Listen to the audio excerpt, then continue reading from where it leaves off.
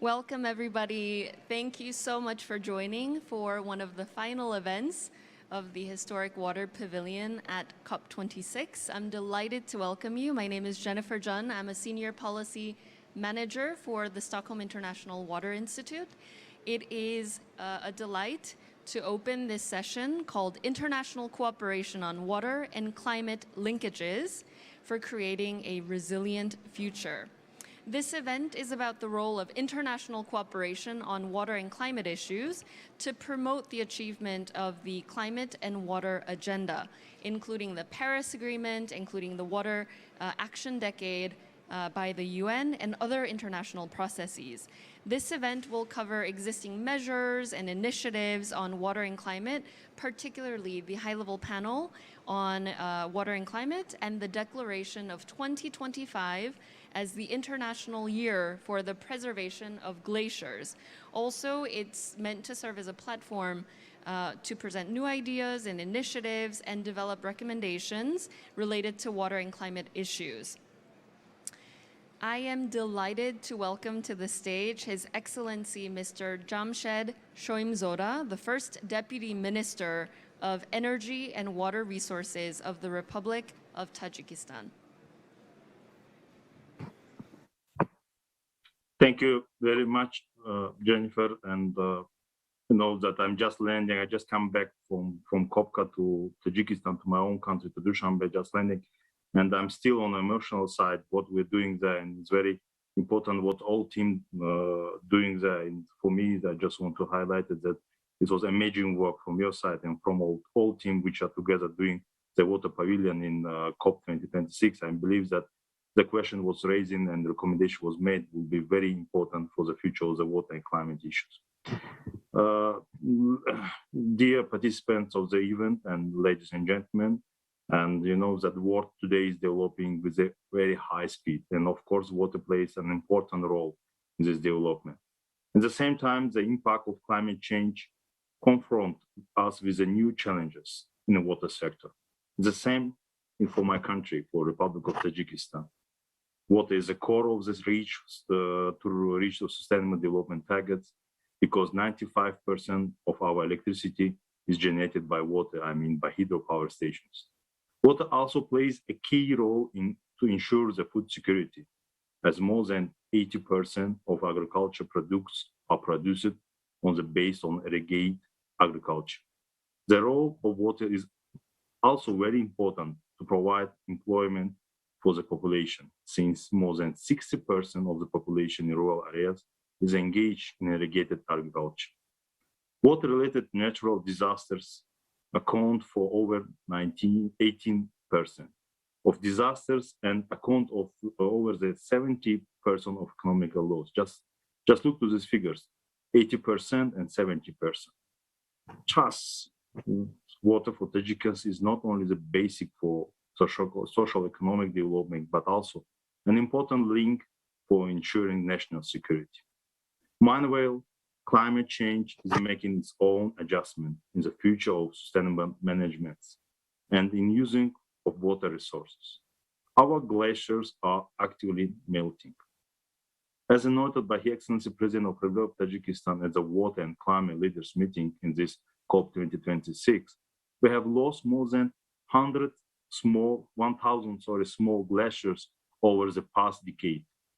The rate of the melting continues in medium and large glaciers with a speed 0.6, 0.8% per year, and the term of the area of glaciers about 0.1% in terms of ice volume. Please imagine the figures. As you know, the same trend continues in the global level. According to NASA dates between 1993 and 2019, Greenland lost 279 gigatons of ice annually, and Antarctica lost 148 gigatons. It's a billion tons of ice. Unfortunately, we all know what does it mean for the hundreds of millions of the people on Earth. In this regard, the President of the Republic of Tajikistan proposed to declare 2025 the International Year for the Conservation of Glaciers, and to determine the date of the World Water Days, World Glaciers Day, sorry. We are convinced that this initiative will give impulse to the new movements at the global level to take a necessary collective action and the action to protect glaciers from the intensive melting and disappearance. And the recently established Water and Climate Coalition will continue to promote cooperation and integration approach to addressing water and climate issues at all levels. Dear participants, in our opinion, considering the issues for cooperation in the field of the interconnection between water and climate for creating a sustainable future, the following points should be taken into account. First, negative impact of climate change on water resource has been potential to determine our efforts to achieve the sustainable development goals. Accordingly, countries should, based on the principles of equality and mutual understanding, implementing specific regional and national measures for water resource management, take into account the impact of the global challenges. Second, the growth of population, and in this regard, the increasing demand for water resource pose new challenges for us. Thus, the growing demand of water resource can cause serious difficulties in the relation between various sectors of the economy. In these conditions, in our opinion, the widespread introduction of integrated water resources management opens a new opportunity for improving the existing mechanisms of water cooperation at all levels. Third, all our plans and actions must be secured by adequate resources for implementation and in particular financial resources, investments, and technologies. Expansion of cooperation in the field of science and technology could become an important vector of joint effort for the effective implementation of a project and program for sustainable water use. Fourth, the transborder component for water cooperation plays a central role in ensuring peace, stability, and development in the face of climate change. Effortlessly established water cooperation between countries can become a catalyst for development. And this, at the same time, the lack of such cooperation can cause serious risk and costs that can be negatively affect the economical and social situation in the region. The Republic of Tajikistan is actively promoting water and climate issues on the global agenda. Tajikistan is the initiator of the 8th UN General Assembly resolution on water issues, including the announcement of the International Decade of Action Water for Sustainable Development 1828. The President of Tajikistan was a member of the high-level panel on water, and now is promoting the interconnection of water and climate as a member of the high-level panel on water and climate. And our country, together with Netherlands, are chairs of the UN Water Conference in 2023. Today, Tajikistan also chairs in the International Fund of Saving the Aral Sea, which unites all 5 countries of Central Asia. And in all these initiatives and platforms, we are consistently promoting cooperation as a leading link in other issues and achieving goals and objectives, including water and climate. At the end of my speech, let me thank the World Water Council for organizing this side event, and all of you for participating in this event, and wish all of us the fruitful work. And one more time, thank you very much for making big job in the water pavilion. Thank you very much. Thank you very much, Minister Shoimzoda. And now I turn to the next segment to bring in speakers to discuss the 9th World Water Forum, International Cooperation on Water and Climate Issues. So first, I'd like to invite Mr. Mohamed Diatta, who is from the 9th Forum Executive Secretariat, to take the floor as a virtual speaker. Thank you very much. Do you see my screen? Okay. Thank you very much. On behalf of Mr. Ablai Sen, Executive Secretary of the Ninth World Water Forum, I would like to present you the Ninth Water Forum, International Cooperation on Water and Climate Issue, and how the Ninth Water Forum take into account climate in its framework. Just to remind that the Ninth Water Forum will be held in Dakar under the theme of water security for peace and development from 21 to 26 March 2022. And the aim of the Ninth Water Forum is to improve on instrumental tools and step towards effective response to water challenges all around the world. Just to remind that the Ninth World Water Forum will connect all international agenda related to water. First of all, the Sustainable Development Goal, the Paris Agreement, the Sendai Agreement on natural hazard and disasters, Africa Agenda 2063, the Senegal Emergent Plan, and all framework that contribute to make sure that we are building strong resilience on water. And for the forum, we will have four main priorities: water security and sanitation, water for rural development, cooperation, and means and tools. And in means and tools, we'll have financing issues, governance, knowledge and innovation management. And this is the main priority of the forum. And the forum will be an innovative forum articulated around four components: a summit of head of states, a multi-stakeholders platform, Dakar 2022 initiative, and the expo. Now, regarding the forum framework, we have four main priorities, and in which priority we have we worked on specific action. And for water security, we see that one F is to strengthen resilience and adaptive capacity to climate change and natural disaster.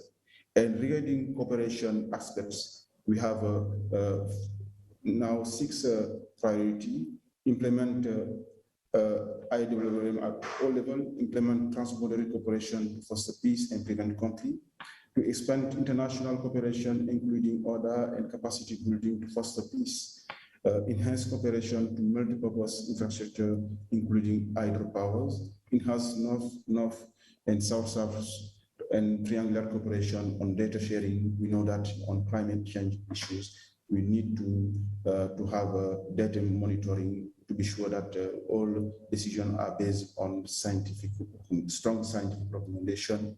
How we can now enhance multi-stakeholders dialogue on partnership, including outside actors outside of the water box. And now for the process, we have a multi-stakeholders platform.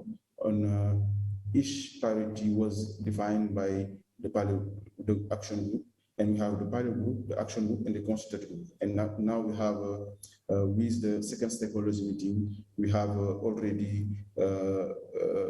validated 100 session on which all the program of the forum will be articulated.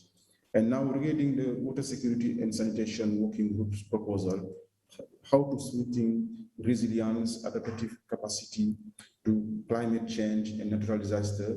We know that balancing green and green infrastructure for adaptation to climate change is the interest of the world. How to promote the nature-based solution, how to improve resilience to climate change, crisis, extreme water disaster, food planning, and social capacity building. We think that all the groups think that this is the key issues that we have to address. And building resilience through data and knowledge identification, monitoring, early warning, and assessment of water-related risks are essential to build strong resilience. And at least accelerating actions, how we increase financing and sharing experience for climate project development. All these subjects will be discussed at Dakar in 2022. Now, some insight from the forum organization. after the second stakeholders meeting, we are working on the draft forum program on the development until November, at the end of November.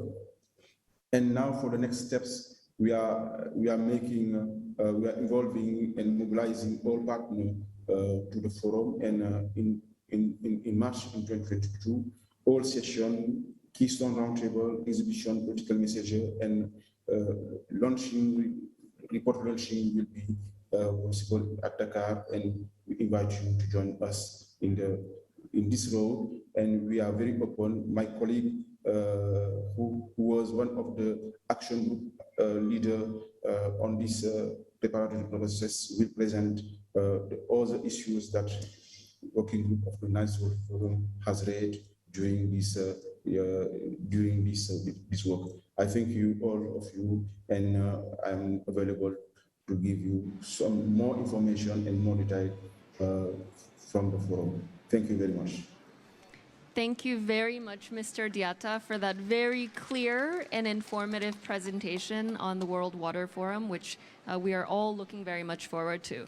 And now I'd like to invite Mr. Edouard Boinet of the International Network of Basin Organizations, INBO, to take the floor with us virtually.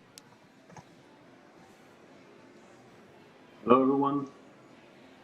Hello, Jennifer.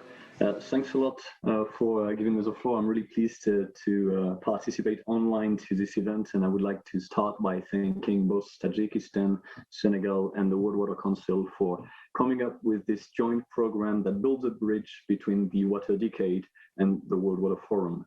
The topic today for me, representing the International Network of Basin Organization, is of course strengthening resilience and adaptive capacity. What is the work we've been doing under the framework of the World Water Forum, and we are doing that for INBO as Secretariat of the Global Alliances for Water and Climate that gathers business, cities, basin organizations, and actors of clean desalination. So to start, if the slides are going, yeah. So this is where we fit in the overall program of the World Water Forum, as you've seen with Mr. Diatta. Under the priority water security and sanitation, we've seen that the theme was water security for peace and development, because peace and development depends on water security, and our water security very much depends on how we manage to adapt to climate changes. Resilience, adaptation, tomato, well, they are perceived as interchangeable, but here we will go through the definition. And for us, adaptation is a mean to an end, the resilience, and we have to remain critical of the notion itself of resilience, return to the initial state. We've seen with COVID-19 that return to the initial state was maybe not exactly what we wanted to get.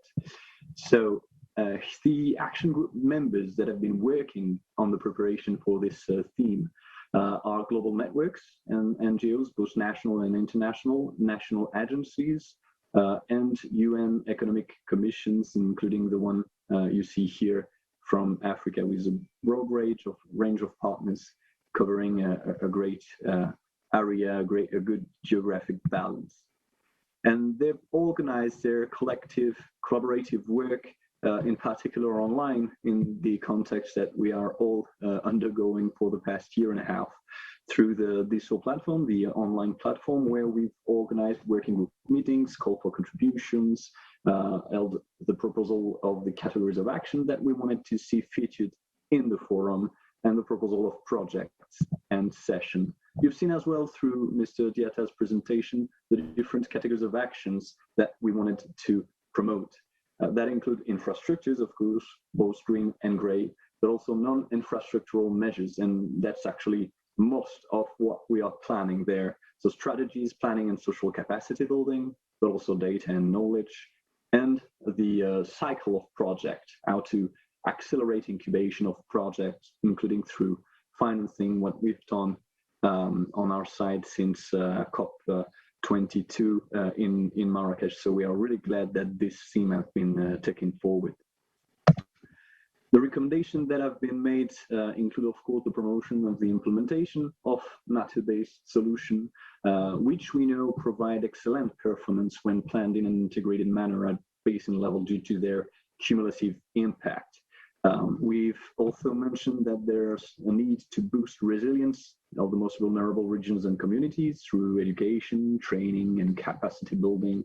And to do that at really operational level, hydrographic basin municipalities with some concrete measures. And this, as always, go through a bit more knowledge, monitoring networks, forecasting tools, and early warning systems, because of course you cannot manage what you don't know, and it is all the more true with climate changes, because we know that we are expecting a greater intensity, a greater frequency of climate disasters, water-related climate disasters. So I wanted to give you an hint of the project that will be promoted at the World Water Forum in Dakar. For instance, we have a French biodiversity office project called Artisan with 10 pilot projects throughout France, where you pilot test matter-based solutions and compare their comparative advantage with other measures. And here you see application of these types of measures in Spain, in the Ebro River Basin, where we have studied the impact of reopening secondary arms or the impermeabilization of some part of the basins, all in the logic of giving more room to the river and limiting the impacts in location where the damages in lives or goods could be great. You see other types of measure here with the before and after picture and how it looks like. And we know that these kind of measures are no regret measures that really help regardless of the scenario, the climate scenario that unfolds, to deal with the impacts of floods and drought as well with natural water retention measures and WRM. Here you have a way that has been developed by the International Shelter Commission in order to structure a bit their different types of measures in the basins through the 3 Ps: prevention, protection, preparedness. And here you also have this combination of both infrastructural measures, either green or gray, and measures of governance, of knowledge, of capacity building, both of institutions and population. And this is more related to raising awareness and education on the risk. Here, some example of no regret measures in the Rhine River Basin, also transboundary river basin, where the Vision 2040 developed in the planning for the use of water resources in the basins in this basin has led to the objective of 200 square kilometers of floodplains that are restored and reconnected to their basins. And as you see here, they are already quite close to that mark. Same things for the Oxbow lakes that have been reconnected. And it's true as well that for drought control, they are developing plans in order to both assess the level of the threats and adapt their plans and measures accordingly. And I finish with Africa, of course, because this will be a very African forum. We've seen here the balance, the geographic balance that we wanted to have. But of course, we will also have initiatives for and from Africa, including this one, 100 Water and Climate Projects for Africa, which aims to incubate new projects for adaptation in the continents. And we already have 50 projects covering 30 countries and 300 million people that depends for their livelihoods in the sound management of the basins that are targeted. That's all for me, but of course, I invite you to participate to the World Water Forum. We've already, through the consultative process, have had a wide range of contributors outside our group, and we very much welcome your own contribution. Thanks a lot for your attention, and let's hope we can avoid this type of maladaptation. Thank you, Edward. Very good advice to avoid maladaptation, and especially exciting to hear about the 100 projects on climate and water in Africa. And now it gives me great pleasure to invite Mr. Rustam Abdullayev, head of the International Department of the Executive Committee of the International Fund for Saving the Aral Sea.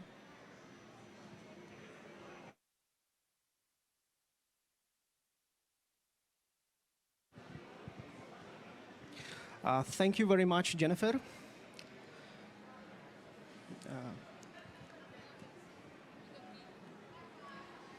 one? This one?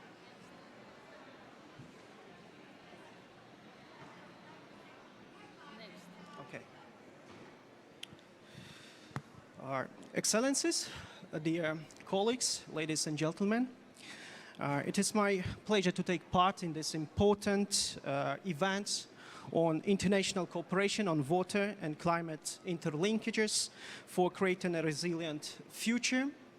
The water and climate issues indeed affect all aspects of human life and are one of the most important issues for the sustainable development. And water and climate issues, they are fully reflected and integrated in the agenda of the second Dushanbe Water Decade Conference that I'm going to present you now. So the main objectives of the Dushanbe Water Decade Conference are accelerating the implementation of internationally agreed water-related goals and the targets through promoting science-based solutions and tools, improving capacity building, knowledge education, showcasing best practices and successful partnerships, and in general, strengthening cooperation at all levels. So the conference will make a contribution to the implementations of the water-related goals and targets of the 2030 Agenda for Sustainable Development, as well as other globally important documents such as Paris Climate Agreement, Sendai Framework for Disaster Risk Reduction, and others. And to facilitate an inclusive preparation for the conference, as well as to develop a comprehensive program and outcome of the conference, the International Advisory Committee was established, which is chaired by the World Bank and Tajikistan, so and consists of 28 members and 15 alternates.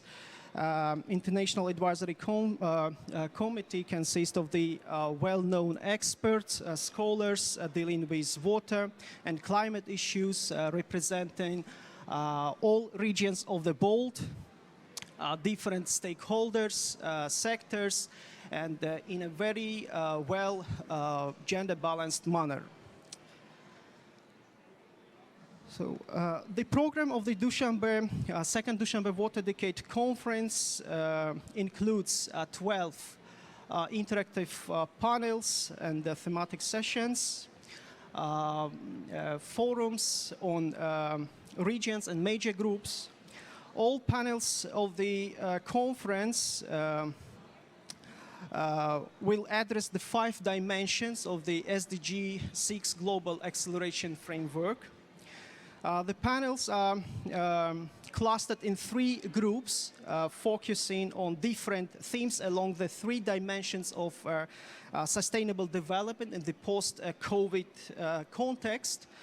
They are water for health and people, water for livelihoods and inclusive economic growth, water, environment, and climate resilience.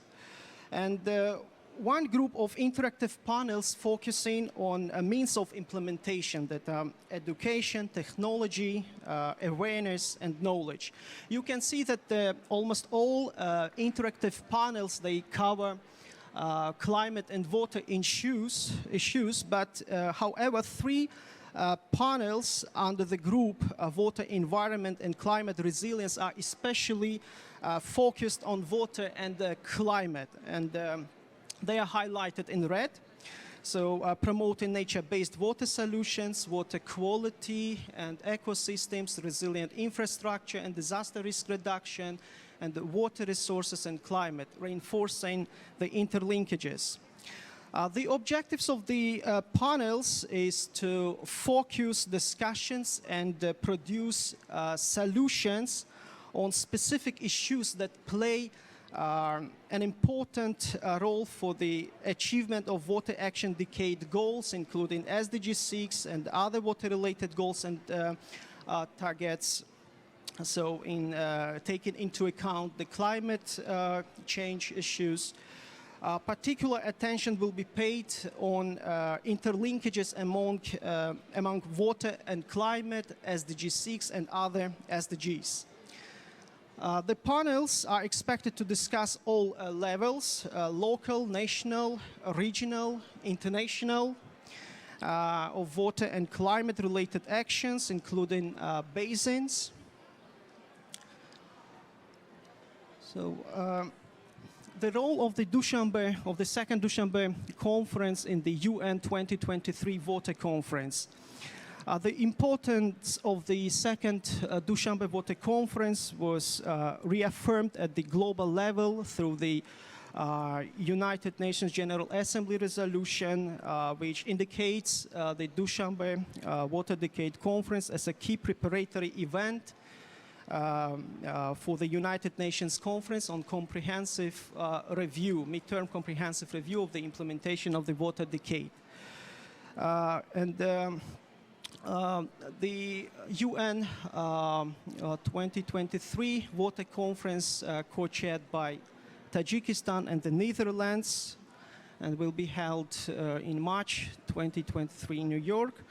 The resolution calls on the offer of the government of Tajikistan to use the second Dushanbe Water Decade Conference as a main platform to support an effective preparation for the International Comprehensive Review Conference and ensure linkages with other water-related meetings that may serve to provide input for the preparatory process of the midterm conference, such as high-level symposium on water during the UN Ocean Conference, Bonn Water Dialogue for Results, Asia-Pacific Water Summit, and the 9th World Water Forum. So in this context, in order to ensure the effective preparation for the midterm comprehensive review and ensure linkages of the second Dushanbe Water Decade Conference with 9th World Water Forum, it was signed the MOU between the Executive Secretariat of the 9th World Water Forum and the Secretariat of the Dushanbe Water process in the organization of the World Water Forum in Dakar and the second Water Decade Conference in Dushanbe. We believe that by our joint efforts, we can elevate water and the climate issues at the global agenda and to the success of the second Dushanbe Water Decade Conference and in general UN 2023 Water Decade Conference. Thank you very much.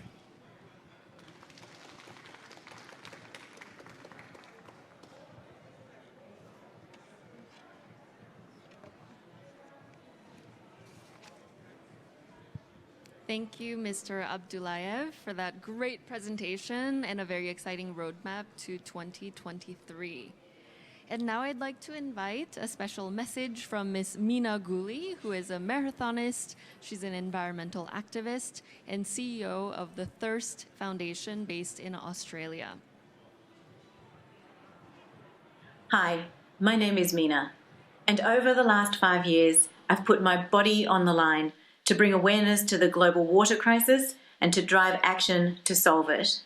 I've run thousands of kilometres across some of the harshest places in the world, from the deserts of Antarctica and the Atacama to the rivers of the Amazon and the Nile.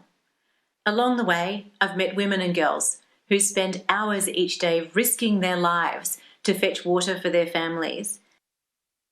Kids who've skipped school to wait for their daily water supplies to be delivered. And young farmers whose dams were so dry I could run across them, and who told me, what hope do I have to pray for rain or to leave my farm? These are neither isolated incidents nor people far from us. They are systemic problems that are impacting the people and the raw materials that are the foundation of our supply chains, our economies, and our societies. Water is everything, but we treat it as if it's nothing. And the consequences of that are devastating. In South Africa, I watched as fights broke out on the street when people realised there wasn't enough water to go around. In France, I met with farmers whose precious grape harvests were under threat from highly polluted groundwater supplies. In Central Asia, boats lie stranded in what was the 4th biggest inland ocean in the world. And right here in Australia, towns have literally run dry. Across the world, healthy freshwater ecosystems are dying as we continue to drain and degrade our rivers, our lakes, and our freshwater wetlands, ecosystems that sustain not only 10% of all species, but us as well.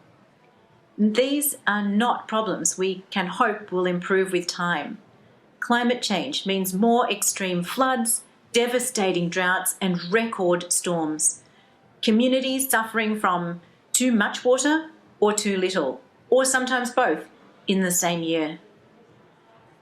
While water has finally been recognised during discussions at COP26, it's not enough. For too long, we've been blind to the scale and urgency of the world's water problems. Deforestation, oceans, food, climate change, they are all firmly on the global agenda, but not water, not the most precious resource on Earth. Over the next 18 months, we have an opportunity to change that. In 2023, the UN will host its first water summit in almost 50 years.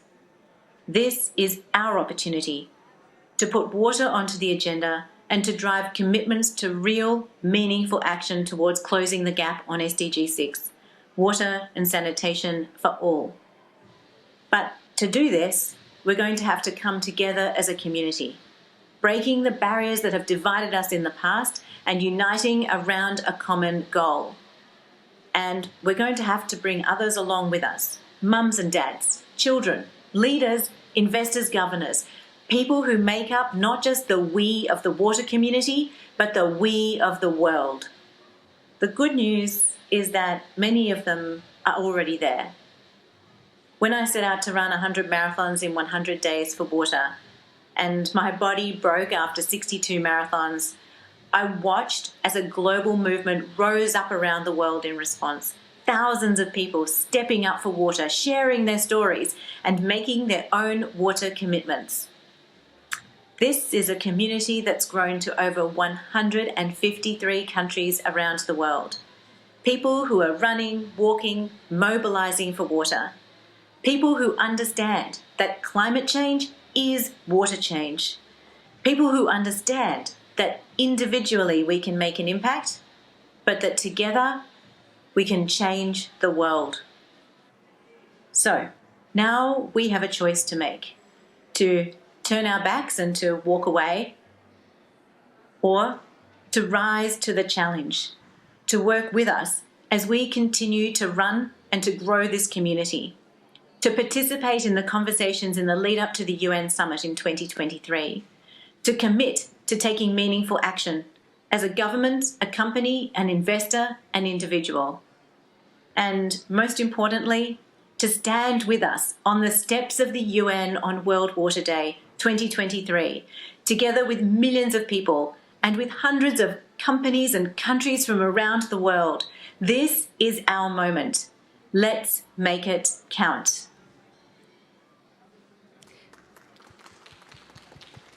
Mina, thank you so much for your powerful words and powerful images. Before I open it up to a panel discussion, I'd like to invite a very special video message also from an important speaker from Australia, Mr. Anthony Slater. Anthony is the former head of water division for the Australian government and now an independent consultant and founding member of the Water Policy Group. He serves as special advisor on water to the Australian Department of Foreign Affairs and Trade and is a representative on the International Advisory Committee to the Dushanbe process.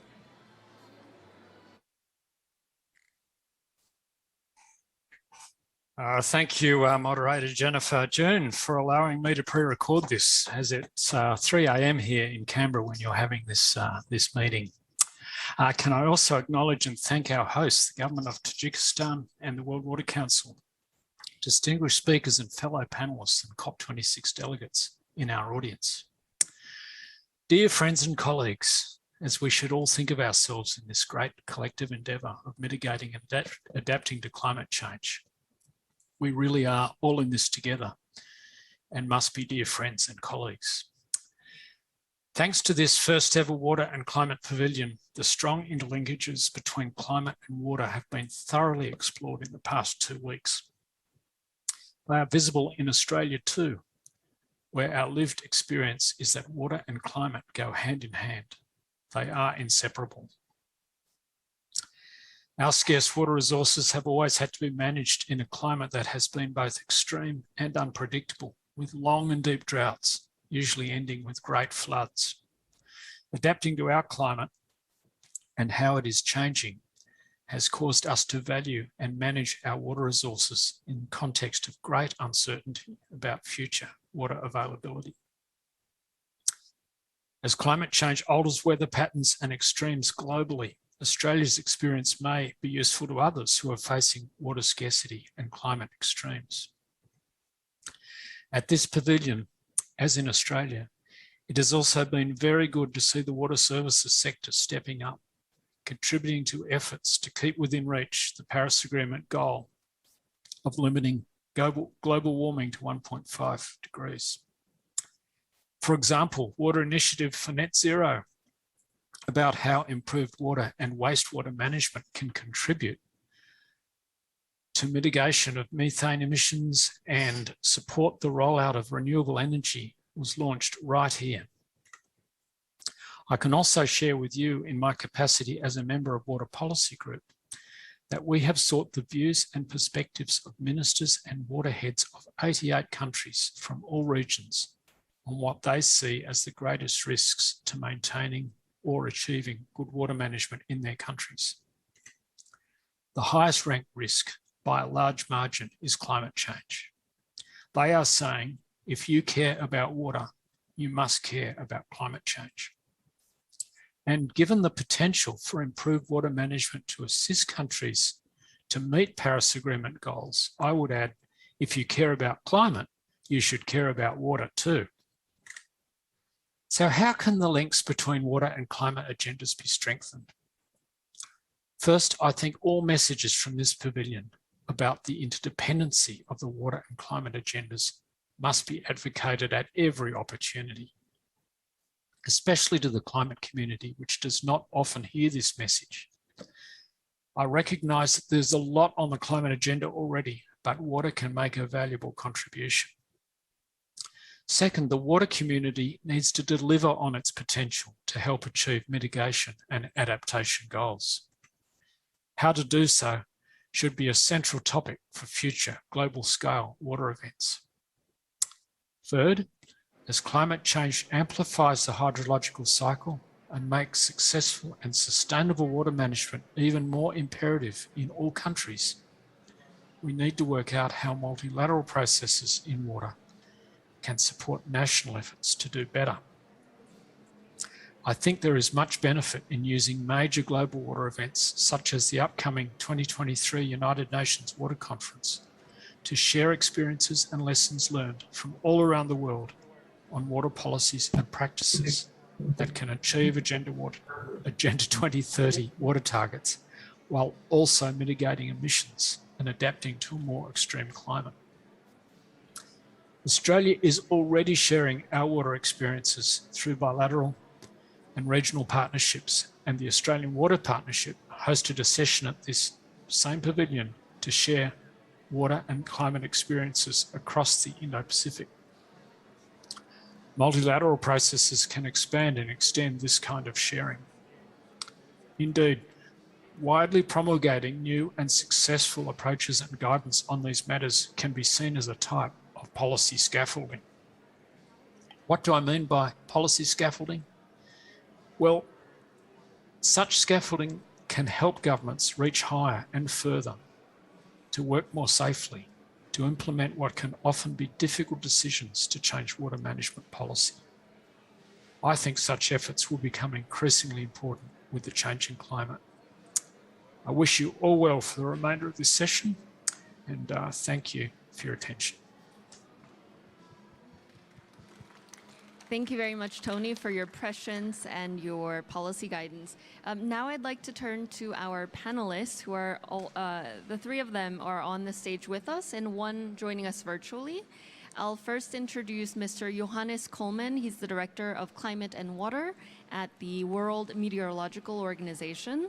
On the stage with us is Sonia Kuppel, who is the Secretary of the Water Convention at UNECE. Mr. James Dalton, Director of the Global Water Program at IUCN, and Mr. Zafar Makhmudov, who's the Executive Director of the Regional Environment Center for Central Asia. I'll start with a couple of guiding questions, and we have about 10 minutes. First, what are the interlinkages between climate and water, and how do we make a stronger link between the water and climate agendas? And I'll start with Johannes. Yeah, thanks, Jennifer. Can everybody hear me in Glasgow? Yes, very well, thank you. Okay, thanks. I am so amazed how after 2 weeks of being there in the pavilion, you are still so strong and alive. I've been there for 1 week and I was almost, ripe for holidays when I returned home. But it's really great to see you. Thanks, Jen, for organizing all this, and thanks to all the others in Glasgow who are still there and going strong. Now, water and climate are the same parts of the coin that we deal with. So, or the two sides of the coin we deal with. We have heard it, I think, all during the past 2 weeks. I don't think I need to do a long debate about how important it is to finally integrate these agendas. We know from this COP that the awareness is there. We need to take it into the next COP to make sure water gets on the agenda of the negotiations in terms of adaptation and resilience, because there is no resilience without water. It is clear that we need it for disaster risk reduction, for food security. We have heard about the implications of the melting cryosphere, of the rising sea levels. It's clear that water and climate are the same thing. Now, two important messages maybe from my side, because this is one of the last events here. This is about international cooperation. And I think we have a lot of wonderful initiatives, the Water and Climate Coalition, that the Tajik, the Dutch, the Hungarians and others are spearheading, and that is supported by 10 UN agencies, and the Global Water Partnership is one of them, but there are many other good ideas and initiatives. Now, what we need to do is we need to bring all this power together to make sure that we improve the way that people are cooperating in practical terms. All our endeavor to bring better information and monitoring systems through the Water and Climate Coalition will not work. And all the finances we want to mobilize in different forms will not make an impact if we cannot create better transboundary, regional, bilateral cooperation and agreement on water. And I'm sure Sonia, who sits below me, will talk about that. It is essential that we rethink nationally determined contributions and adaptation plans at the scale of impact. And the scale of impact is the river basin, is the area where we produce food, is the area where we can exchange energy at an economic and ecologically viable cost.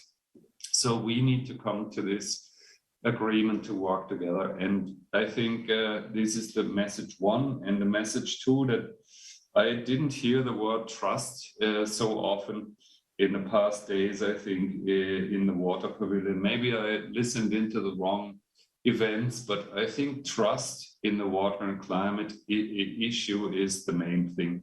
We know that the emissions that we estimate are not accurate. We know that there are so many political sensitivities around water and climate cooperation, but we can create trust if we measure and look at the data together, if we comprehend together what our environment is and where it is going. And I think this is one of the beautiful messages that we can bring from this COP, because I saw on the corridors in the discussions that trust is there.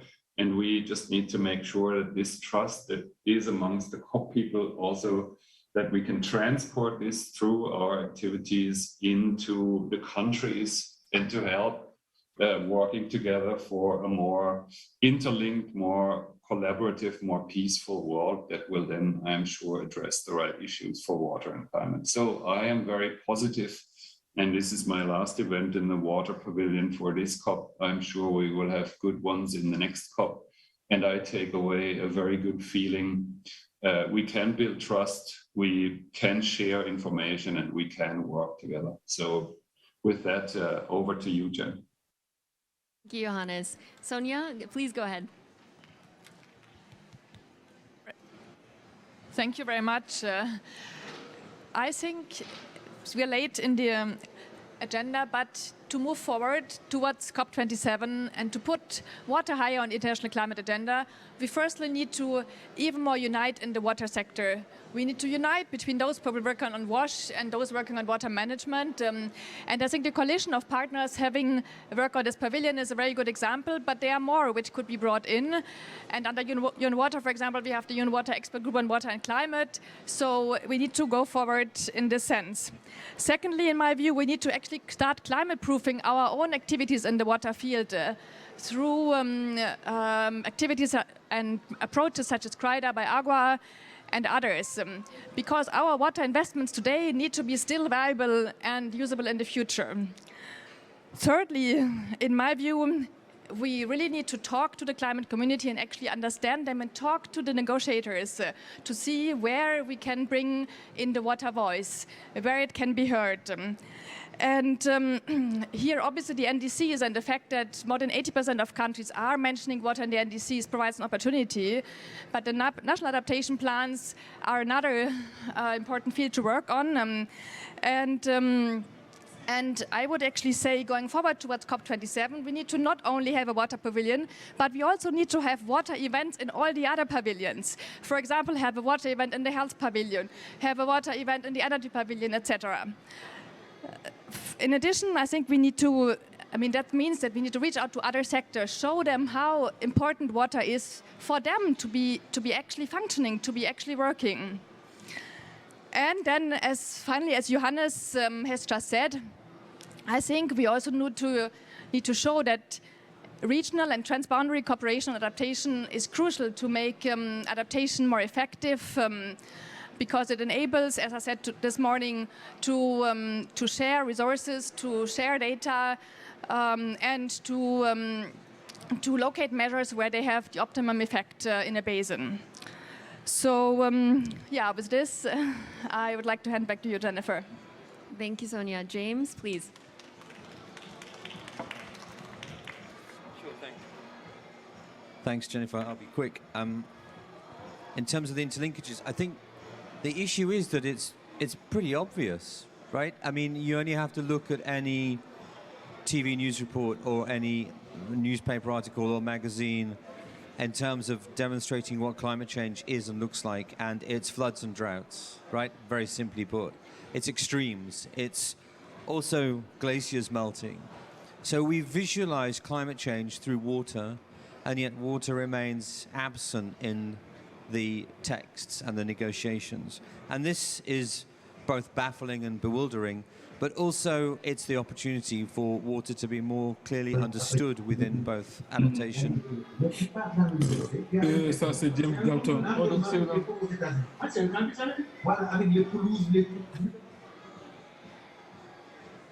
Adaptation and mitigation.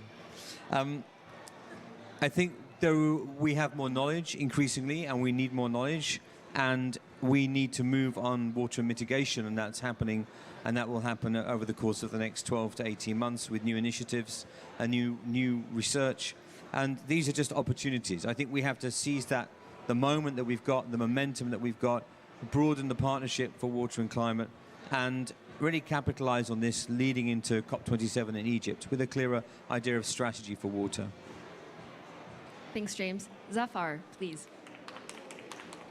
Well, let me then skip the part on the importance of the water, because the Honorable Minister from Tajikistan has already spoken about the importance of the water.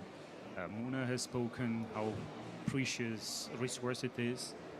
And what I would like to draw our attention to is the climate change, which is already an emergency in the Central Asian region, and specifically in Tajikistan.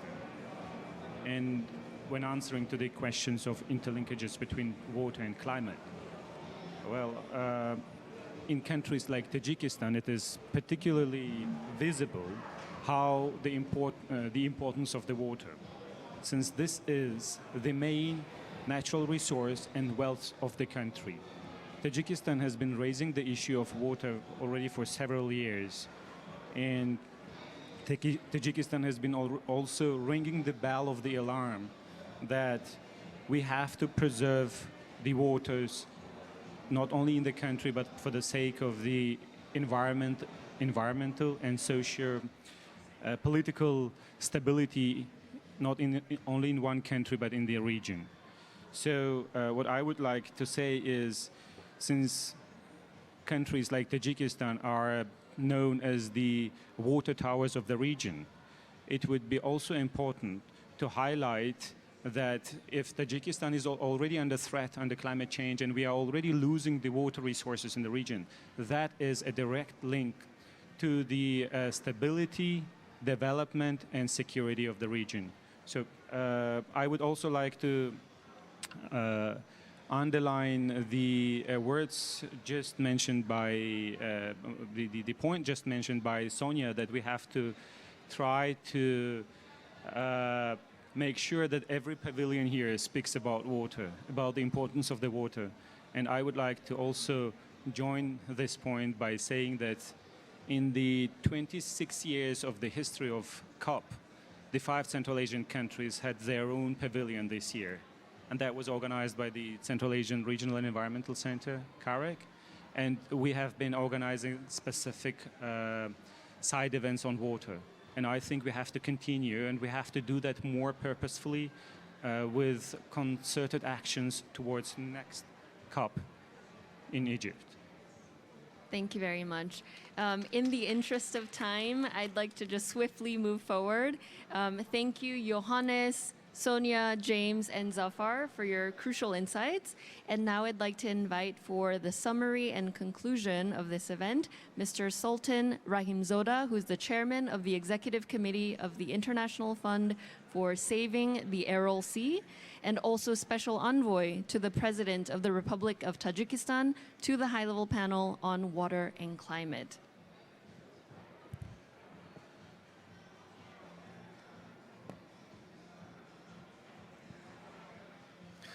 Thank you very much, dear Jennifer, for excellent moderation of this side event. I thank also His Excellency First Deputy Minister Jamshed Shoimzoda from Tajikistan for his welcoming speech, which inspired a very good panel discussion today. I thank also Ministry of Energy and Water Resources of the Republic of Tajikistan and the World Water Council for co-organizing this side event, dedicated to one of the most important tools to address water and climate issues, international cooperation. Indeed, international cooperation plays an important role to bridge the developed countries with developing countries. Politicians and local communities, financial institutions and implementing agencies, scientists and practitioners, different regions, sectors, countries and stakeholders to address existing problems, to find solutions and to catalyze actions towards achieving the goals and targets.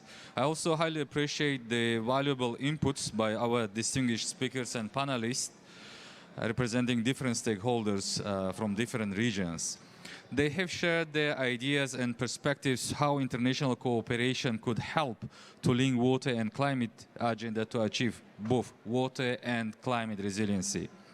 First Deputy Minister Shoimzoda highlighted the importance of international cooperation to address water and climate issues, as both of them have transboundary character, going beyond the efforts of one or two even countries.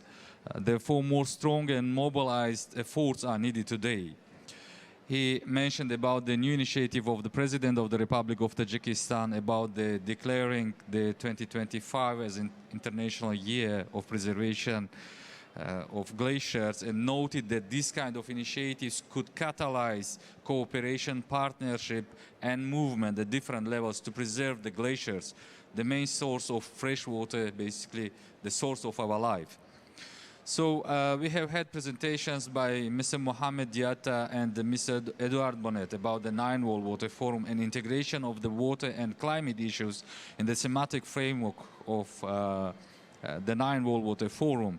Mohammed mentioned basically the different aspects of cooperation from the local level through the implementation of integrated water resources management up to the international level, global level, bringing together the politicians and the different stakeholders. And Edouard also mentioned in particular the process on actions from the thematic group 1F on strength and resilience and adaptive capacity to climate change and natural disasters, bringing also some experience from the Schuld Commission, from the Rhine Commission, from the Africa region, especially mentioning 100 water and climate projects in Africa they launched, and 50 of them already being implemented. So it's great news, basically. Mr. Usama Abdullahi from the Secretariat of the Second Dushanbe Water Decade Conference in 2022 has informed us about the preparation to this conference, including its program and how it was built, basically, through the inclusive approach and through the very participatory approach, having this international advisory committee. So he highlighted once again the importance of integrated approach in addressing water and climate issues to find the right solution. I think that you will agree with me also regarding the very inspiring and emotional video from Mina Guli, our friend, marathonist, eco-activist from Australia. She ran 1,000 kilometers from the deserts of Africa to Antarctica, from the Niles to Amazons, to bring awareness about the water crisis, to drive actions. Along the way, as she mentioned, she met women and girls, kids, farmers, having a lot of problems with water. And these peoples are not far from us, basically. They are expecting actions from us, from the world community. They do hope for further, for better future, basically. And I thank also our distinguished panelists here.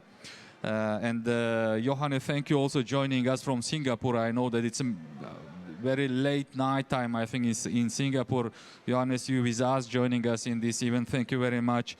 And Mr. James Dalton, Mr. Zafar Mahmoudov, Sonia Koppel, and my friend from Australia, also Anthony Slater, who basically sent us a pre-recorded video message regarding those questions we have and we discussed in this side event. So all our friends, they have expressed their views and suggestions how the interlinkage between climate and water could be strengthened, and how can international cooperation contribute in mitigation and adaptation to the climate change. So they brought a lot of ideas, experiences, and suggestions how we can work together in this direction. And I think the clear message was also, we have to act now. And they are true, there are many opportunities on the ground, and our joint efforts within Water and Climate Coalition, the Nine World Water Forum, the Dushanbe Water Process, and the conference in 2022, the UN 2023 Water Conference, which will be co-chaired by Tajikistan and the Netherlands. The preparatory process of these events, as well as many other initiatives and platforms, could bring success. We have been already putting a lot of efforts to make the preparatory process of these events inclusive, action-oriented, and cross-sectoral. So together with our Dutch friends, we are leading the preparation of the UN 2023 conference to make it a watershed moment for the world community. But without good cooperation, without proper cooperation, it is impossible to achieve this success. In Tajik language, we have a proverb, "Qatra qatra jam shavad daryoho ban shavad," which means collecting or harvesting drop by drop, you can make a river. And that is a good solution or good message to all of us. When we are uniting our efforts, we can do many things. And it's true, basically, no no country or even region itself can address water and climate issues alone. We have to collaborate, we have to cooperate and put actions on the ground, and only by joining our efforts we will be able to achieve success. I think that the Water Pavilion has already made valuable input in this process. 5 governments, Tajikistan, the Netherlands, Germany, UK and Scotland, jointly with more than 20 or around 30 international and regional partners made possible for the first time in the history of the COPs this pavilion. So, and yes, today we are approaching the end of the COP and approaching the end of this water pavilion basically. And this pavilion really provided a lot of opportunities to us. It united us, united the nations, countries, cultures, ideas, and initiatives, and it is already done. And taking this opportunity, I would like to thank very much the members of the steering committee who made possible this water pavilion, CV, IUCN, UNEC, and our distinguished friends, Jennifer, James, Sonia, Paula, and the others who really did great job to make the pavilion successful house for the water people. But now it was said that we should go in the next COP out of the water box, also to bring water to other pavilions too. So, and really, again, thanks a lot for our dear friends and the members of the steering committee group who did this job, and I would kindly ask you to applaud for them for the great job they did. But our journey is continuing. We have the 9 World Water Forum, the Dushanbe Conference, Japan Water Summit, World Water Week, Ocean Conference, and many others ahead of us. So we have to double our efforts to unite our ideas and actions within these events and other platforms toward the UN 2023 conference, which is unique in its nature. It was said already, it will be the first UN conference on water after almost 50 years. An expectation of the world community from it is very high. It is hope for many people across the world, and as it was mentioned by Mina, so we can make an impact together, but we can make an impact alone, but together we can change the world. So this is our moment, so let's make it count. So wish you success to all of us, and thank you very much once again for joining this session, and wish you also safe trip back to home. Thank you very much. Yes.